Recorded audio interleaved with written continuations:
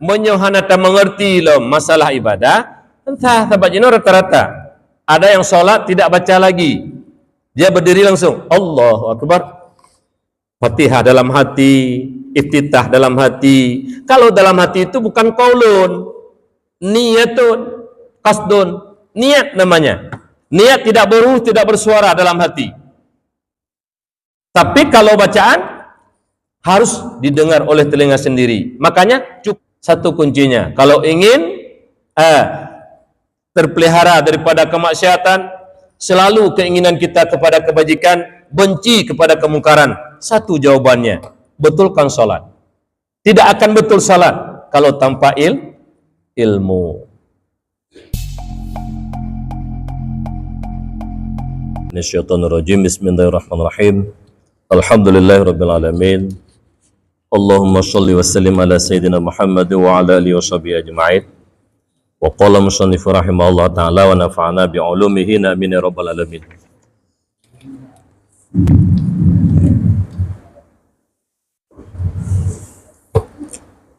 Allahumma rabbi shrah li sadri wa yassir li amri wahlul 'uqdatam min lisani yafqahu qawli.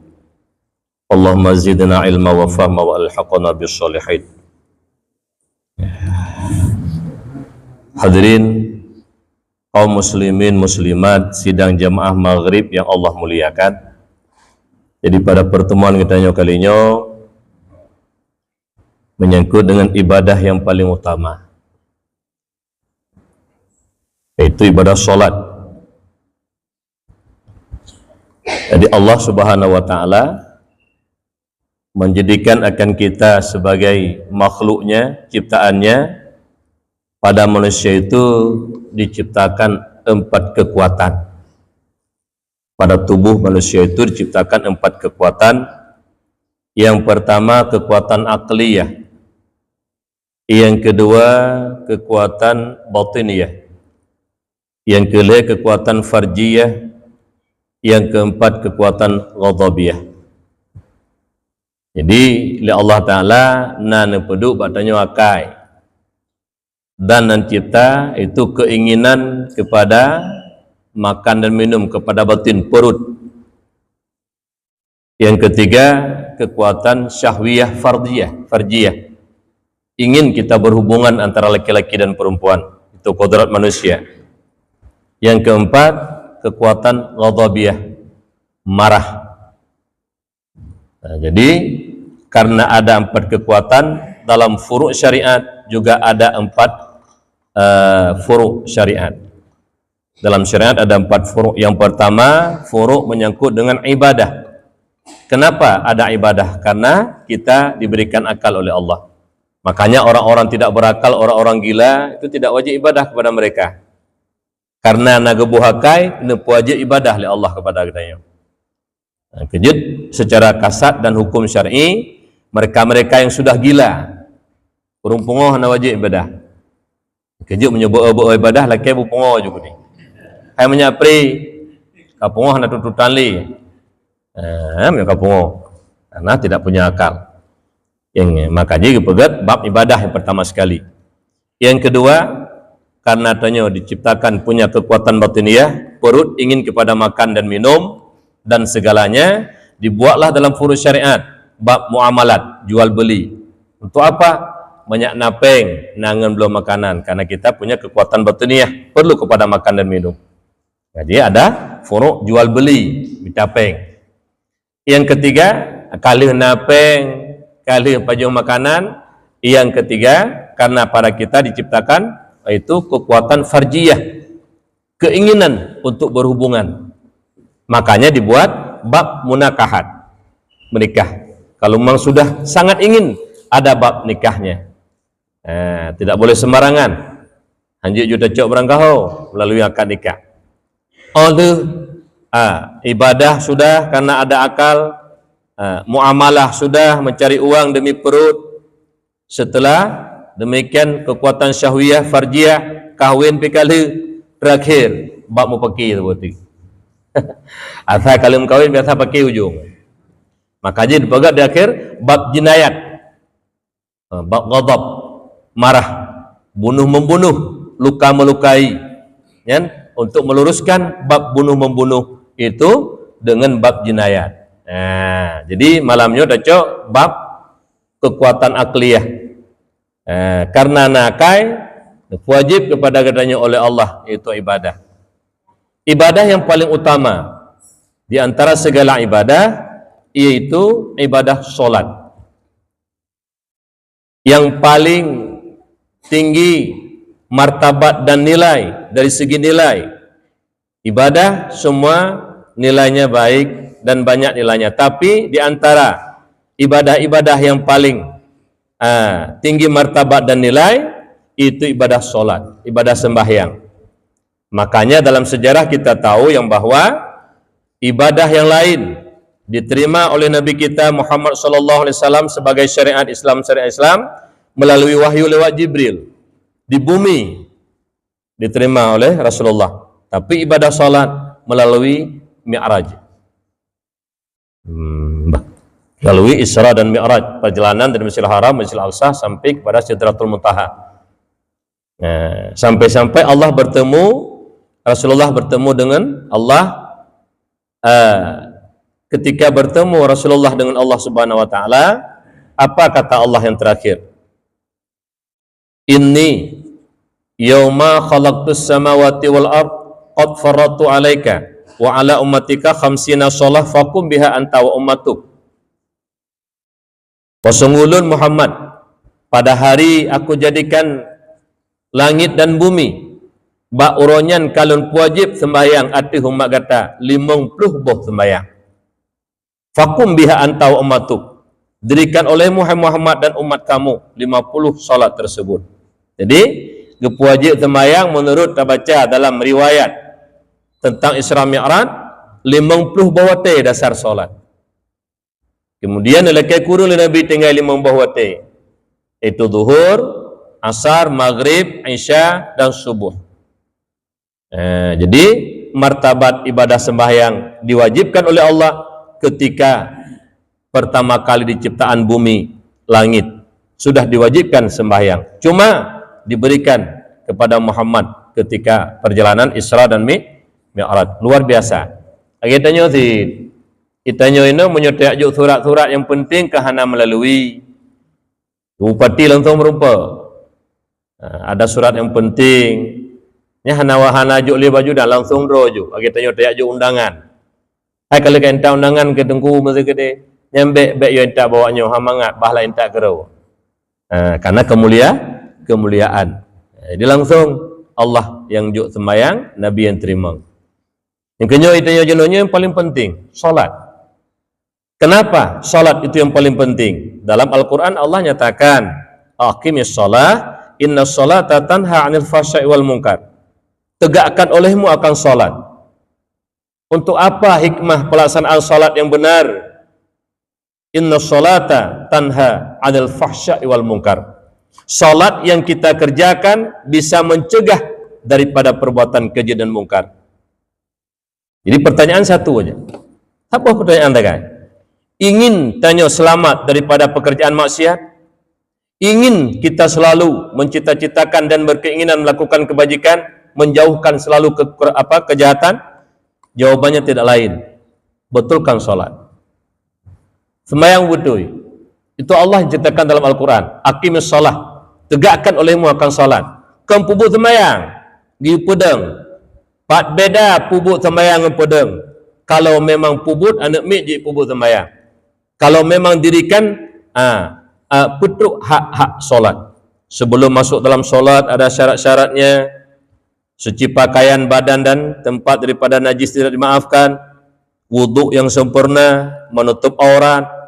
Ketika kita masuk dalam solat itu kita harus tahu definisi solat.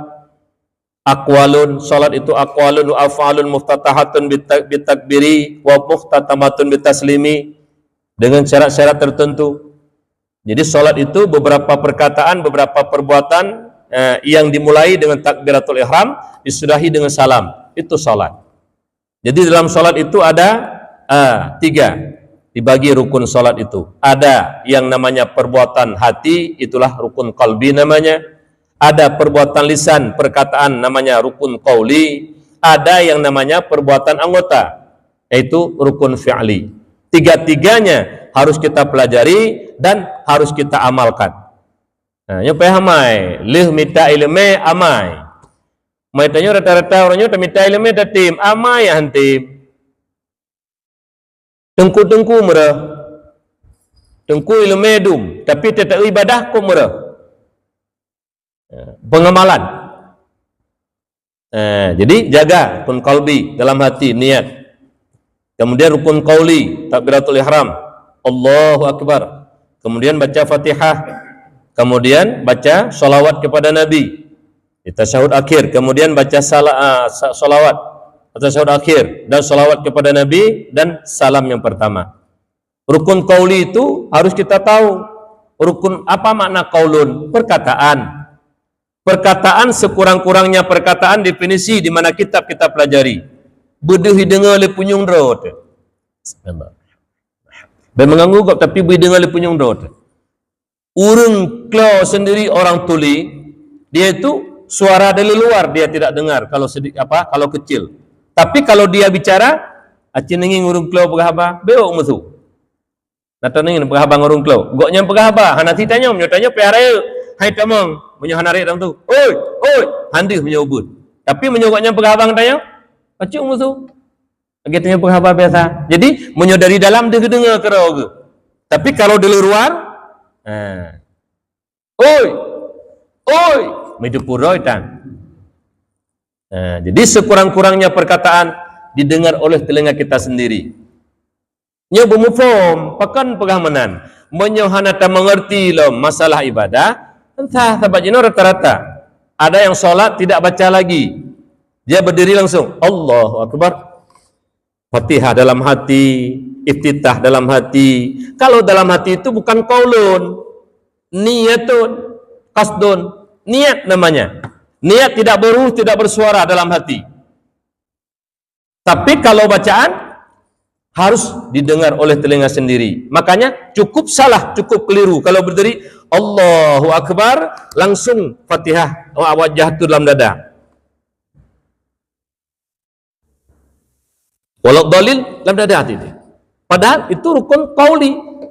Bismillahirrahmanirrahim. Budi dengar kau berayuk tak mengganggu kau. Tapi benasu menyohanasu hana rukun qauli. Ini jadi masalah. Kenapa salat tidak bisa mencegah seorang dari perbuatan keji dan mungkar?